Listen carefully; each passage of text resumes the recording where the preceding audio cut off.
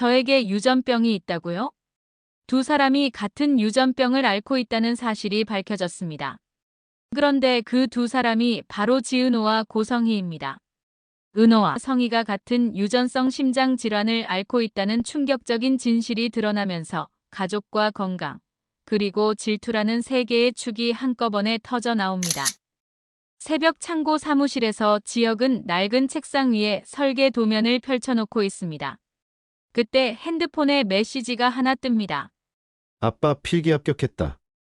지혁의 손이 그 순간 멈춥니다. 그는 바로 전화를 겁니다. 아버지 축하드립니다. 반대편에서 낮고 어색한 웃음소리가 들립니다. 상철이 말합니다. 붙었다. 내가 준 책 도움됐다. 1초의 침묵이 흐릅니다. 그리고 상철이 조심스럽게 한마디를 덧붙입니다. 고맙다. 통화가 끝납니다. 이 짧은 통화 한 번이 이번 회의 첫 번째 역전 카드가 됩니다. 말이 열리면 마음이 열리고 마음이 열리면 관계가 열리는 법입니다. 아침 식탁에서 다정히 끓인 미역국이 김을 내뿜고 있습니다. 옥내는 투덜대면서도 따뜻한 잔소리를 쏟아냅니다.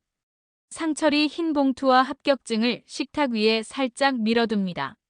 지혁은 박수 대신 실기 준비용 공구 리스트를 내밉니다.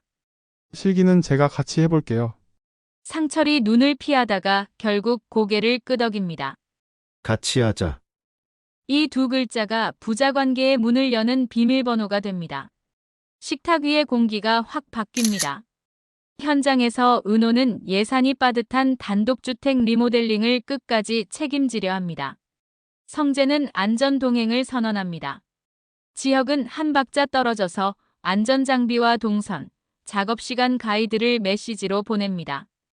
은호가 말하려 합니다. 오늘은 제가 혼자 지혁이 딱 자릅니다. 안전은 원칙입니다. 성재가 부드럽게 보탭니다. 동선부터 줄입시다.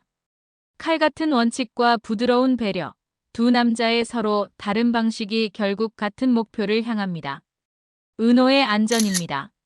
종합검진센터에서 성희가 은호를 데리고 들어옵니다. 명부는 현장 사고 후유증 체크입니다. 접수대에서 간호사가 가족력과 유전성 검사를 묻습니다. 성희가 먼저 치고 들어갑니다. 심장이 좀 약한 편입니다. 은호도 솔직하게 털어놓습니다. 가끔 빈맥이 있어요. 간호사가 답합니다. 그럼 유전성 패널 추가로 진행하겠습니다. 두 개의 체열 트레이가 동시에 밀려 들어갑니다. 은호와 성희의 이름이 인쇄된 바코드가 나란히 스쳐 지나갑니다.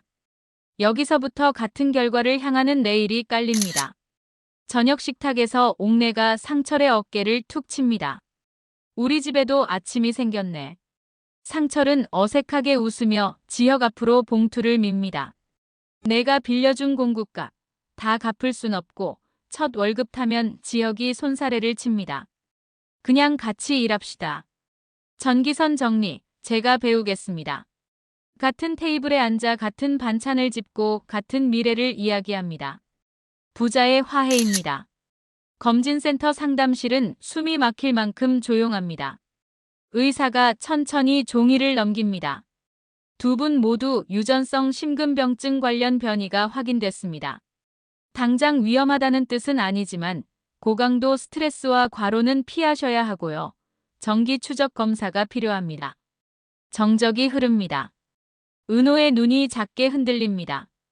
유전성이라고요? 성희는 한 박자 빠르게 끊습니다. 스케줄 제가 관리하겠습니다. 상담지 전부 주세요. 의사가 두 장의 리포트를 책상 위로 나란히 밉니다.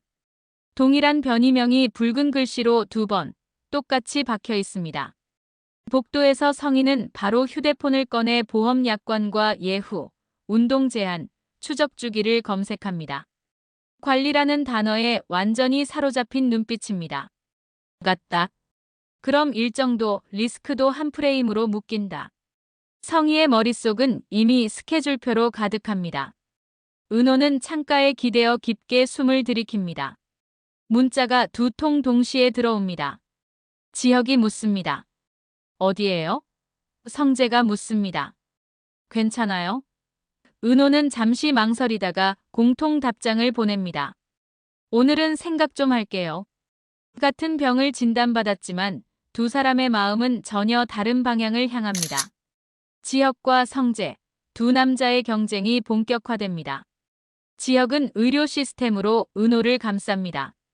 유전 상담 예약부터 정기 검진 스케줄, 응급 상황 매뉴얼까지 완벽하게 구축합니다. 은호가 현장에 나가면 지혁은 30분마다 안전 체크 메시지를 보냅니다. 물 드셨어요? 심박 괜찮으세요? 지금 바로 쉬세요. 보호라는 이름의 통제입니다. 반면 성재는 은호의 일상 속으로 스며듭니다. 아침마다 영양 균형 잡힌 도시락을 준비합니다. 현장 동선을 직접 확인하며 무거운 자재는 자신이 먼저 옮깁니다. 은호가 거부하면 성재는 웃으며 말합니다. 거절할 권리는 없어요. 이미 시작했으니까. 배려라는 이름의 침투입니다.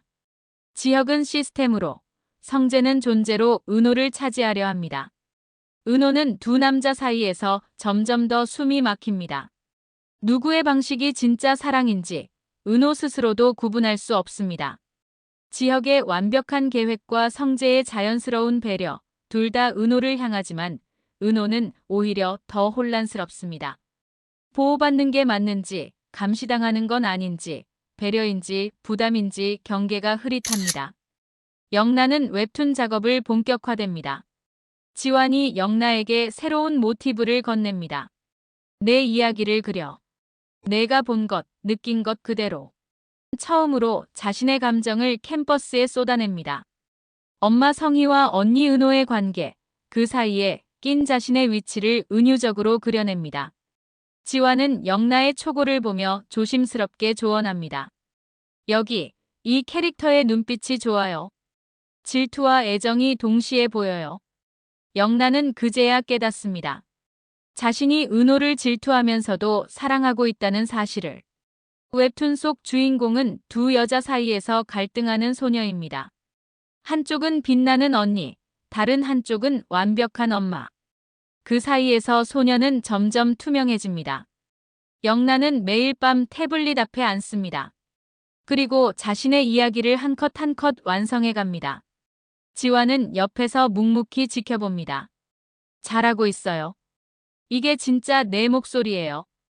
그날 밤 영나는 첫 화를 업로드합니다. 제목은 투명한 소녀. 조회수는 천천히 오르지만 댓글은 빠르게 쌓입니다. 나도 똑같아요. 이 마음 알아요. 언니가 부러우면서도 미안해요. 영나는 처음으로 자신이 투명하지 않다는 걸 느낍니다. 누군가 자신의 이야기를 듣고 있습니다. 지환이 영나의 어깨를 가볍게 두드립니다. 맞죠? 내 목소리가 들리잖아요. 영나는 화면 속 댓글들을 읽으며 조용히 웃습니다. 그리고 다음 화를 그리기 시작합니다. 이번엔 소녀가 투명함을 벗어나는 이야기입니다. 성희는 아직 영나의 웹툰을 모릅니다. 하지만 언젠가 성희가 그 웹툰을 발견하게 되면 그때는 어떤 일이 벌어질까요? 영나는 그 순간이 두렵기도 하고 기다려지기도 합니다.